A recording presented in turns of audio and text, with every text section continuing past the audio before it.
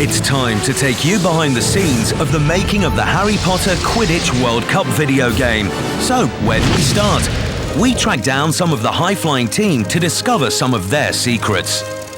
I think the most challenging thing for us when we were making the game was taking a game which only exists in books in the Harry Potter world and translating that into a video game.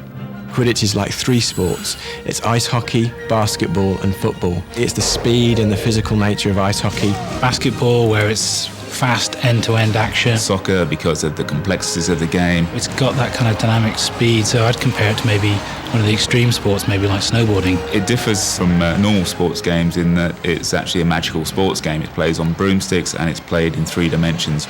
Surely we've seen Quidditch played before. In previous games, you've played one small element. You've played Harry Potter catching the snitch.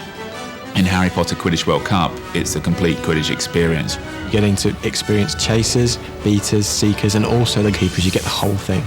This is a completely different challenge for us, making the game. The making of the game became more complex when the designers took the game to the next level, the international arena. Once you've won the tickets to the World Cup, you start to play at an international level. This is where the pros come out to play.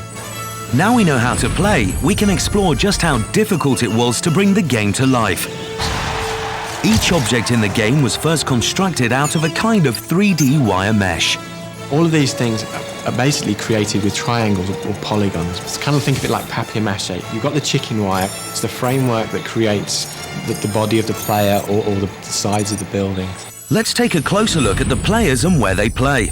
There are 9 different international stadiums. The way we kind of went about creating all the different styles for the stadium was just going backwards and forwards, lots of concept works, lots of drawings that we threw away. And what about the players?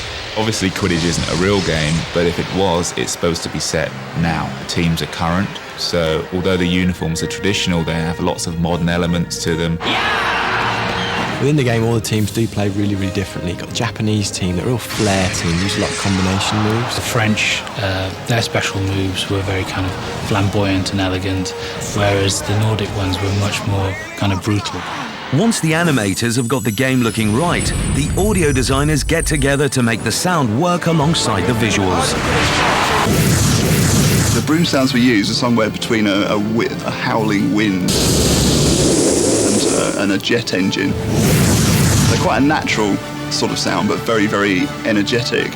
So, to sum it up, only one question remains. So what's it like to ride a broom? Sitting on top of a jet aircraft travelling at 500 miles an hour. I'd love to ride a broom, I think it'd be great.